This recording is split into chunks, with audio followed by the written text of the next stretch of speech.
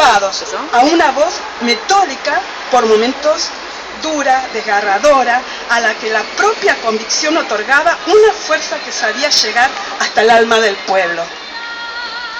Nunca en la historia argentina la esposa de un presidente tuvo el desempeño y la influencia de Eva Perón.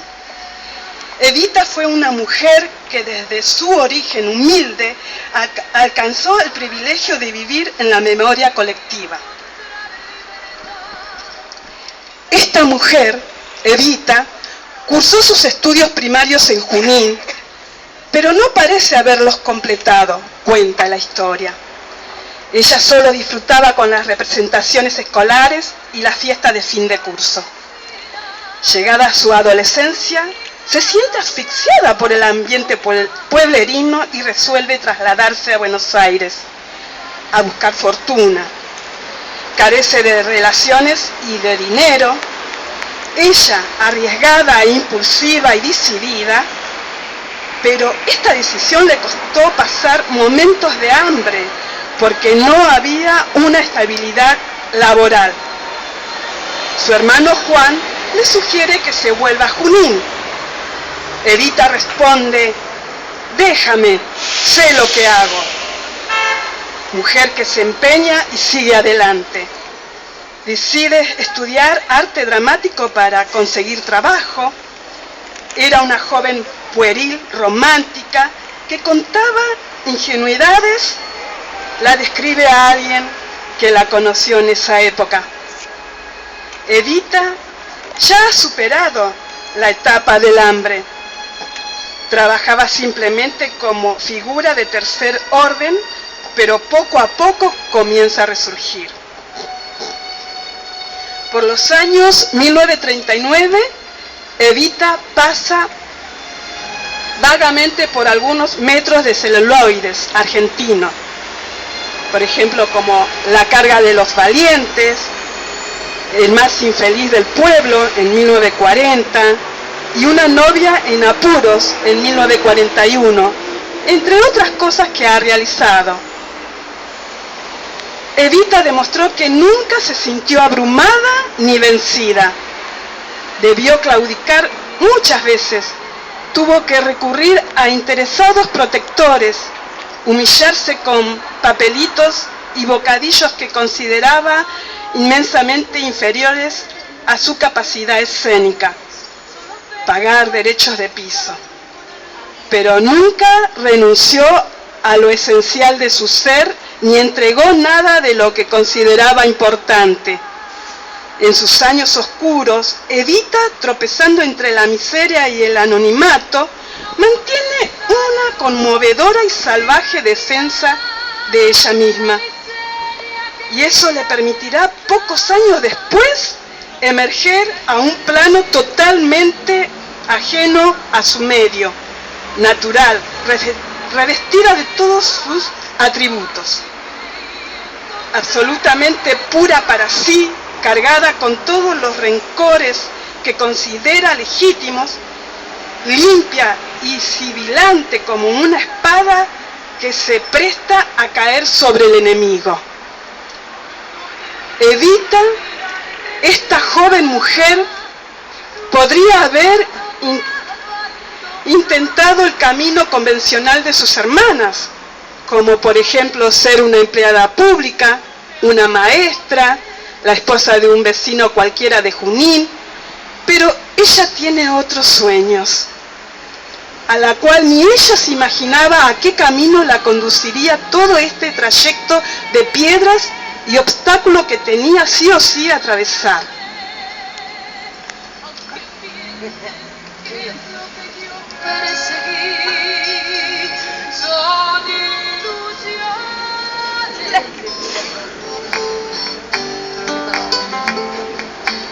Bueno, estamos escuchando a Sandra con un relato tan importante. Se esmeró demasiado, me parece, en hacer su texto, pero me parece también muy bueno, muy rico, porque de eso se trata, recordar y poner en alto el nombre de Evita Perón. También tenemos a Carlos Oliva, que vino preparado y nos va a decir algo Amor de Madre, también de Eva Perón. Los dejo para que lo escuchen. Bueno, distinguida audiencia, buenas tardes. Quería reflexionar lo más brevemente posible, recordando un poquito, haciendo un raconto de lo que vinimos haciendo en los programas anteriores, que estuvimos hablando extensamente sobre la figura de Evita Perón. Y en cada una de las alocuciones que hacían los compañeros, nos pedían al final que destacáramos un rasgo que defina a la figura de Evita Perón. Una tarea monumental, difícil, hacer una síntesis con eso. Yo noté 2 o 3 cositas que tal vez nos puedan hacer reflexionar sobre eso. Una de ellas son, ¿vieron esos casos de ciertas personas que ya su nombre, que es un sustantivo, que es un sujeto, ya no es la persona misma, sino que tiene que ver con una cualidad? Por ejemplo, si yo digo a un chico que es Maradona, lógicamente van a pensar que es muy hábil jugando al fútbol, o que si es Borges es un intelectual, que va muy bien con las letras, o todo eso. El caso de Evita Perón es más claro todavía. Si a alguna persona le dicen que es Evita Perón, directamente van a pensar que tiene unas grandes inquietudes sociales, que quiere ayudar a los demás, que es desprendida, que no le importa dejar la vida en ello, que hace las cosas de fondo, que las hace hasta la muerte, que no va a parar ante ningún tipo de circunstancia. Entonces, por eso decía que en este caso el sustantivo pasa a ser un adjetivo, y ya la palabra ya no la define como persona, sino que la define como una cualidad. Otra de las cosas que recordaba yo es que veo que algunas veces cuando unos chicos dicen ¿quién te quiere más, tu papá, tu mamá, o cómo te quiere, si te quiere tu papá o te quiere tu mamá? Los dos padres quieren a los chicos, pero generalmente lo quieren distinto.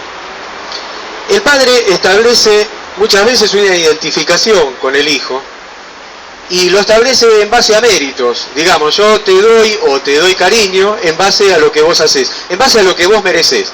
Como muchos dicen, la acción social debería ser a cambio de algo, a cambio de el merecimiento que tenés. Si no te lo mereces, no te lo doy.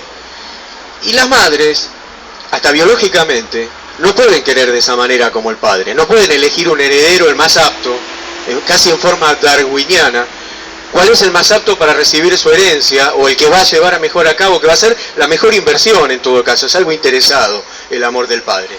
El amor de la madre no puede ser así. ¿Por qué? Porque la madre, si tiene 2 o 3 hijos, le tiene que dar la teta a los 3, porque los 3 tienen que vivir. No puede elegir, este es más vivo, este me va a mantener cuando yo sea vieja, no. Va a tener que ser así, va a tener que ser para todos. Y en esas circunstancias del país pre-peronista o del primer peronismo, lo que teníamos era un proletariado devastado por las oligarquías. Entonces no nos podíamos poner a pensar quién merecía el apoyo, quién merecía la acción social de Eva Perón. Por eso, como decía Waldemar en una de sus intervenciones también resulta asintomático, resulta hasta paradójico que Evita Perón no haya sido madre biológica. Evita Perón no tuvo hijos, pero tuvo como hijos a la inmensa mayoría del pueblo argentino.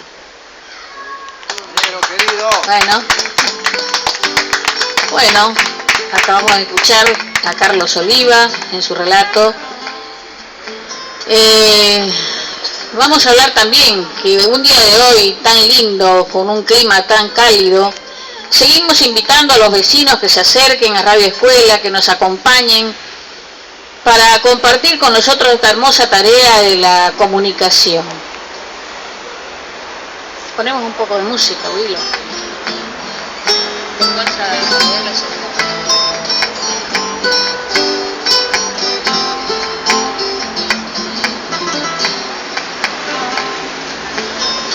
Bueno, y acá le vamos a dar paso a Sandra, que va a terminar con su relato para que redondee lo que estaba diciendo anteriormente.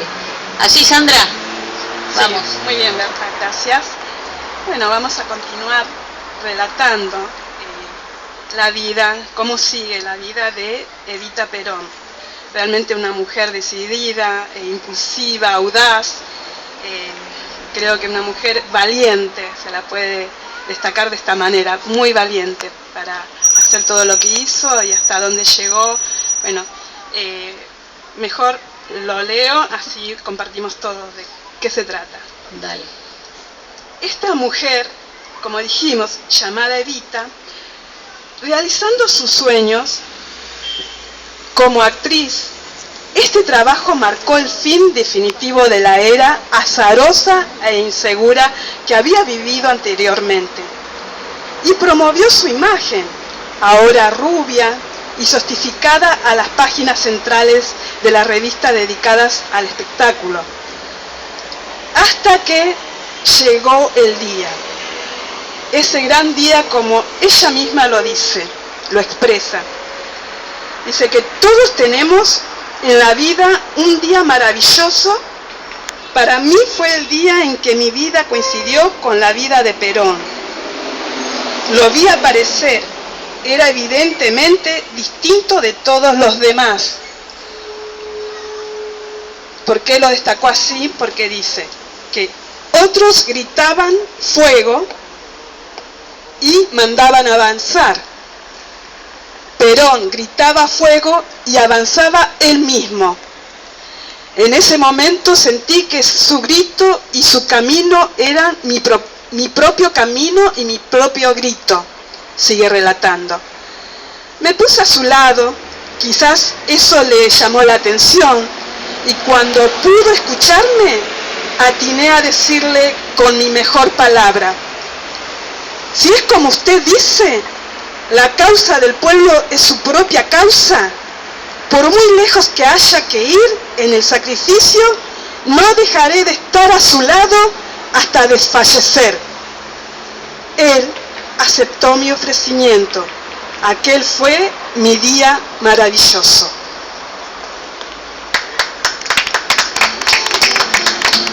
Muy bueno, muy bueno. Vamos, Sandra, que ahí termina su... Termine. Bueno, para no extenderme más, si bien realmente hay mucho para compartir, sí, claro que sí, hay muchísimo. Y anunciar, ¿no?, su vida, realmente es apasionante. Yo no conocía muy bien los rasgos de Evita Perón y bueno, de esta manera pude investigar, informarme y realmente es conmovedor. Es un ejemplo a seguir, ¿no? Seguramente, claro que sí. Bueno, en conclusión, Evita es un personaje único, irrepetible, inagualable, incomparable. Las obras que hizo durante su vida sigue generando tras su muerte. Son obras que ningún otro personaje histórico consiguió, benefició de manera importante a distintos sectores de la población sin tener interés personal o condición a su favor alguna. Y además siempre se mantuvo firme a sus ideales. Desde muy pequeña repudió a las clases sociales altas y así se mantuvo, sin importarle que ella ahora también tenía poder y riqueza, porque nunca se olvidó de dónde venía ni quién era, y todos sus logros los obtuvo luchando y trabajando con esfuerzo y desempeño. Muy bien, un aplauso para Sandra, un aplauso. Muy bueno, qué interesante, qué importante saber que Sandra, por ejemplo, lo dice, ella no sabía mucho, y con esto de investigar y de pertenecer a esta radio escuela, avanzó muchísimo, y me encanta ver que trajo para deleitarnos con su relato. Y para continuar, le voy a pasar de nuevo a Carlos, que tiene algo más para decirnos, esperando no extendernos demasiado, porque estamos haciendo la primer prueba nosotros solitos. Espero que nos ponga una buena nota el profesor, eso es lo que espero como estudiante, ¿no? Bueno, vamos, Carlos. Bueno, muchas gracias. Y bueno, la segunda parte de mi comentario tenía que ver, ya que estuvimos hablando tanto de Evita en su contexto y en su tiempo, en el pasado, ¿Cuál es el legado que podía dejarnos Evita Perón para el presente, para hoy? Y no solo para nosotros, sino que tal vez tenga derivaciones insospechadas en otros lugares, no solo en la Argentina. Nosotros por ahí, para llegar al futuro, llegar al presente, tenemos que volver al pasado y arrancar en el pasado. Y recordar que en la década del 40 y del 50, cuando empezó toda esta historia, y bien arrancó la historia con el gobierno del general Perón, se estableció en alguna de las partes un choque de paradigmas. Había un paradigma antiguo del inmigrante italiano, español o polaco, que había venido realmente sí a trabajar muchísimo y a ahorrar para tener su casa y mandar a sus hijos a estudiar y que sean doctores, y bueno, todo eso que también es un estereotipo, es un poquito maniquea la expresión, pero bueno, y que no veía con muy buenos ojos el disfrute o el despilfarro de dinero, cualquier gasto mínimo lo veía un poquito como un despilfarro. Y para el otro lado teníamos las grandes masas que empezaban a venir desde las provincias debido a las fuentes de trabajo que se inauguraban con la sustitución de importaciones de la primera parte del peronismo, los llamados cabecita negra, que todos venimos de ahí, si no somos algunos no se nos parece tanto, pero nuestros padres vinieron de ese lado, o vivían en un conventillo, eran inmigrantes italianos, o venían de la provincia y eran cabecitas negras. Bueno, entonces decía, aquí este choque de paradigmas se daba un poquito, porque el cabecita negra, el provinciano, no era de tanto de ahorrar, y cuando empezó a tener un mango en el bolsillo, se la disfrutaba, y para el tano, o el gallego, o el polaco, lo veía un poquito como que eso era un despilfarro y una forma media chabacana de vivir. ¿Qué tiene que ver todo esto? Tiene que ver también con lo que hacía Evita Perón, con lo que hacía Perón también, con todas las leyes sociales que hicieron, que tenían que ver, sí, con reparar, porque antes esa clase obrera, esa clase trabajadora había estado subjugada. Pero ¿qué pasaba? ¿Cómo la reparaba? ¿Dándole nada más que lo que necesitaba? No. Proveyéndole un ingrediente muy importante que ellos no habían tenido hasta ese momento. ¿Cuál era? El disfrute. Disfrutar. ¿Disfrutar cómo? Disfrutar en la casa, no, teniendo vacaciones, yéndose a Mar del Plata. Tanto es así que Mar del Plata, que era un lugar para gente del Operantal Ramos, mucho antes, pasó a ser un éxodo de los ricos cuando empezaron a ir los cabecitas negras en trenes a Chapalmadal, a Mar del Plata y a todo eso. Por eso digo que hubo un choque de paradigmas. Un paradigma entre el que quería ahorrar la guita para tener casas y alquilarlas y vivir de eso, contra el que la disfrutaba realmente. Y esto también tiene que ver, insospechadamente, con el gobierno actual de Bolivia.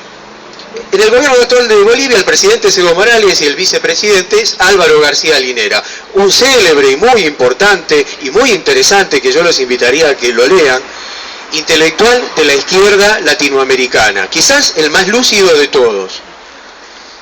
Ellos hablan de una ética, pero no hablan de una ética solamente moral, hablan de una ética de un hombre realizado cuando el hombre adquiere la ética del buen vivir. Y el buen vivir ese incluye el disfrute, incluye pasarla bien, incluye saber pasarla bien. Entonces, esta ética, ¿en qué se volcó en Bolivia? Por ejemplo, los yacimientos petrolíferos de Bolivia que estaban en manos de tejanos, de estadounidenses y todo eso, pasó a ser un bono sol donde los jubilados pasaron a ser jubilados y que empezaron a disfrutar también. Así que insospechadamente el legado de Evita pasó también a la patria grande. Y quisiera cerrar esto con una frase del Pelado Cordera que dice: la vida pierde la gracia para el que olvida celebrar. Muy bien, ¿a ustedes qué les pareció? Buenísimo, ¿verdad? Bueno, queridos oyentes, queridos compañeros del Radio Escuela, voy llegando al final del programa, agradeciéndoles nuevamente, invitándolos a al próximo encuentro del próximo miércoles en el mismo horario. De mi parte, muchas gracias Carlos, muchas gracias Sandra por permanecer siempre juntos y en esto que se llama Radio Escuela Brown. Volvemos a encontrarnos por esta misma emisora en la próxima semana. Buenas tardes y hasta luego. Muchas gracias.